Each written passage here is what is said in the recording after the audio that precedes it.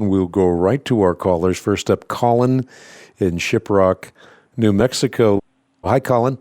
Hey, Hank. Thank you very much for taking my call. Pleasure. I appreciate your ministry. My question is, I started reading Foxe's Book of Martyrs last night, and I was just so moved by the strength that was exhibited by all the saints that have been persecuted throughout the years. And I wondered, are we as Christians called to mentally and physically prepare ourselves for such persecution, or does that type of miraculous strength and fervor just come in the moment from the Holy Spirit? Yeah, that's a really good question, and I do think that God gives us the grace we need when we need it, and oftentimes not a moment before. But I love the way you forged the question. I think there is a sense in which we should prepare for persecution.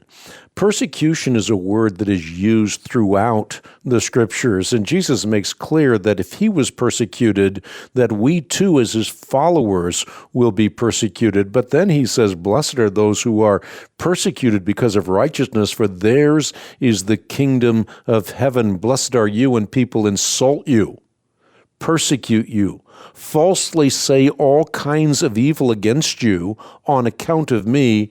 Rejoice and be glad, for great is your reward in heaven, for in the same way they persecuted the prophets before you. So how do you ultimately have a preparation for persecution? It is by developing an eternal perspective. And if you look at what happened in the early Christian church, you see that believers had an eternal perspective. They knew that Christ had risen from the dead.